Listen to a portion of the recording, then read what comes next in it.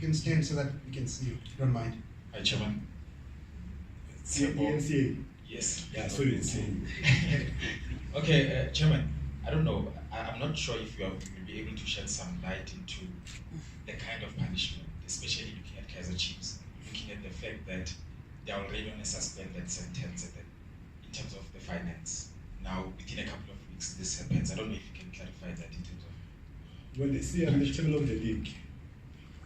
What you see happening in government on the different arms of government is same here. The independence of the judiciary is sacrosanct in the PSL. So I cannot discuss the matter. That's why we never discuss issues of the DC in the executive committee meetings. We don't even know what happened. These are matters of the prosecutor. Only get the report, like everybody to say this is what happened now about the outcome of the what call of the matter. You can't discuss those issues. We can't even evaluate, the merits as we stand. That's why when we discuss by getting reports, I say that the prosecution, if there's need be, is going to be dealt with by the prosecution, not by the executive committee, not by anybody. So therefore, I can't comment on that one. Even if I can comment, it will be presumptuous of me to do that. All right, I'll take the next question. Mini, then Temba. Not if you're the back. Chairman Mina Tletlela from ANN7. Chairman, you've mentioned about how the SAP are supposed to be take care of the situation should it happen like this.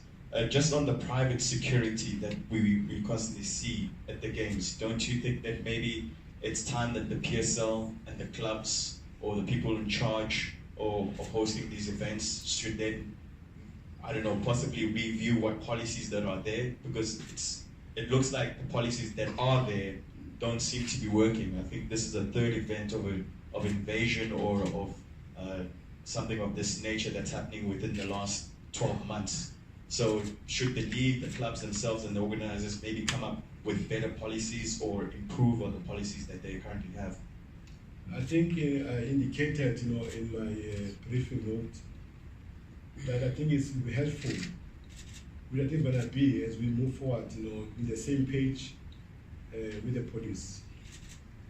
Because the most important thing, in all the matches of medium risk and high risk, the VOC is the most important division in the game, or the VOC commander. But the VOC commander is the one who gives directives, what must happen. And that's why it becomes difficult, to talk about this issue, because that issue of Saturday is not an issue of the security. It's the issue of public policy, public order policy. Because as an ordinary safety officer, you don't even have, I don't really to use the name, because it's got connotations. And let's make for emphasis, the donkey pig. What do you call it in English? That's what you call it. What do you call it? The baton. What is it? The baton.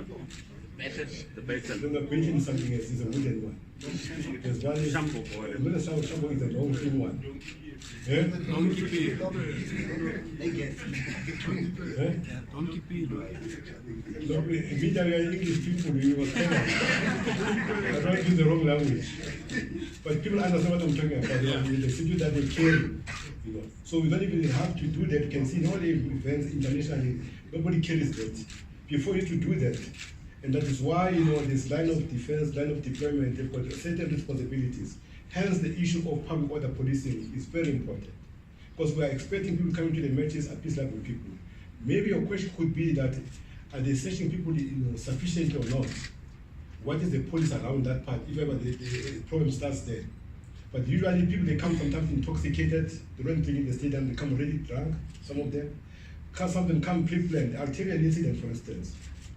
Someone was explaining to me in the GC case of Kaizer Chiefs, where there was a cat meat which was thrown in the stadium. Now, how do people come with the cat meat? What is the significance of that? Now, we can think it's a scope or is a food. Meantime, it's a missile. I mean, 15 pieces of meat, in the pitch. How do you explain that? So who's responsible for that? So again, the security officer in charge of searching, you can say, oh no, this is my food. You see it's food. Or this is my sushi, because it's raw. So meantime it's a missile, soon afterwards. So I'm saying that, at the moment we are dealing with this matter, and I'm happy with the cooperation from the minister. And here we're not apportioning blame to the police. We're trying to find solutions where we identify the gaps, which gaps created this kind of problems. Because it's very important that we find a common understanding, but more importantly, what we have discovered that as much as this act was enacted, there were no regulations that governs it, which is the most problematic problem of this act. So it's an issue that the minister has welcomed, and hence he has arranged that we have these task teams, and to able to get this thing fast. If it needs be, it must go back to Parliament for amendment, if possible.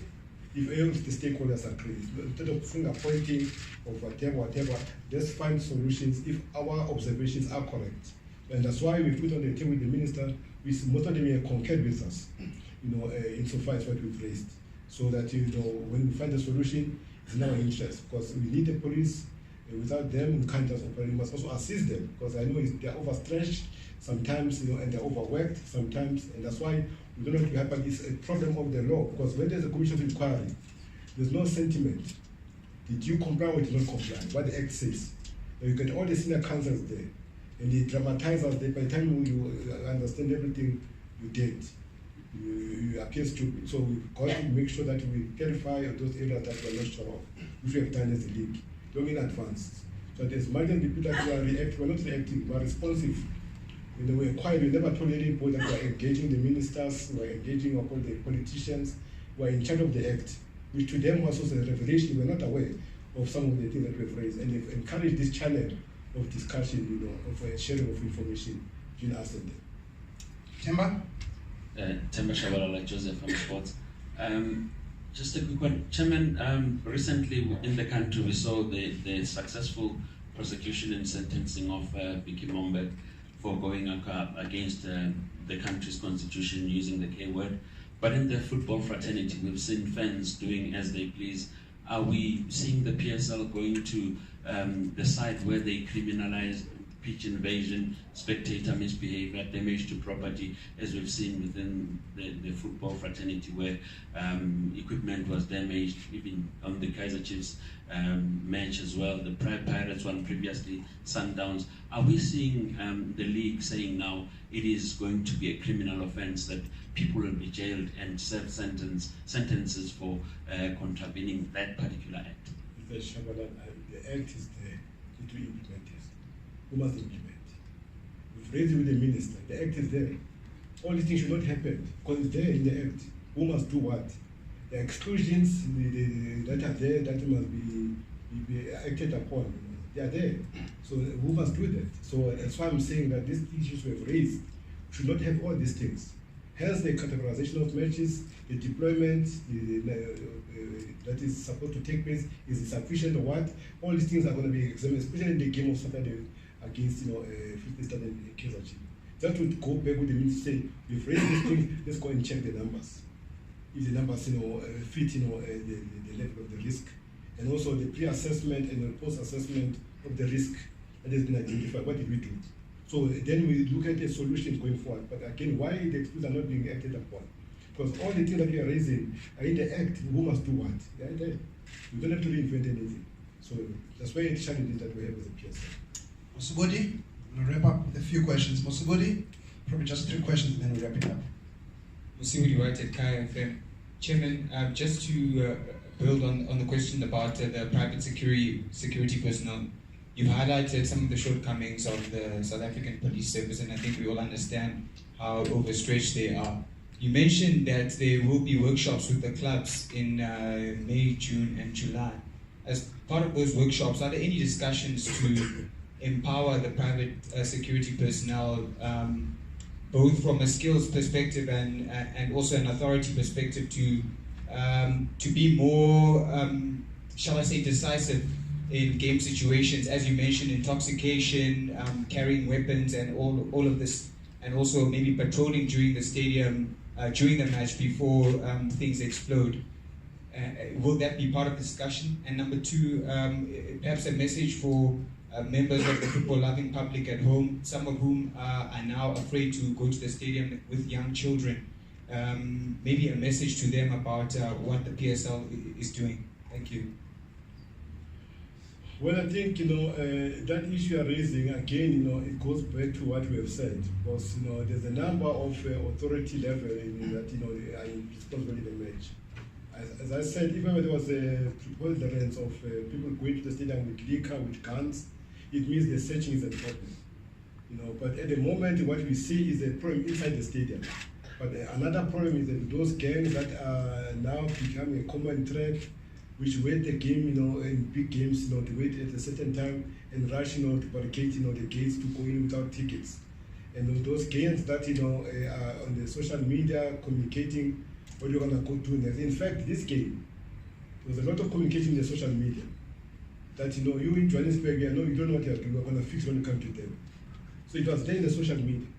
So you can be able to plan about that. Now, the issue of the security people, if there's a deficiency, obviously, this workshop is going to deal with all issues, aspect of security, to assist the clubs, especially on low-risk games, because even low-risk games are the responsibility of the clubs themselves.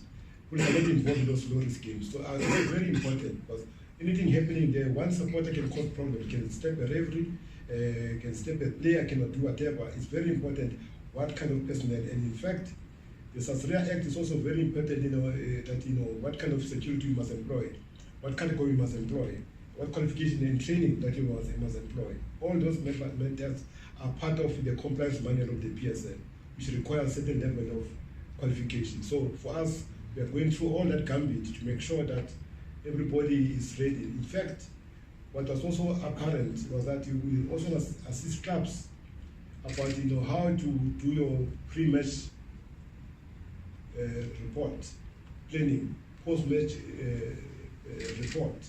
So that it's in line with the Act, because the Act requires so many things. That Act is so demanding, and that's why we said to clubs that it's important for them to appoint or hire risk managers with proper qualifications.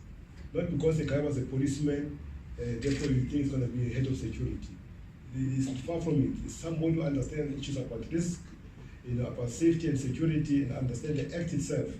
Because when it comes to expect witness in court, it's going to be a problem if that guy is not properly trained. Therefore, if the security officers that we have, former players, former supporters that are in panicking, do them as security officers, but they're not properly trained, it's a problem.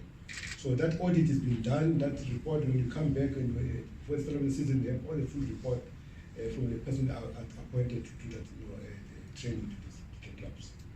Take the last two questions.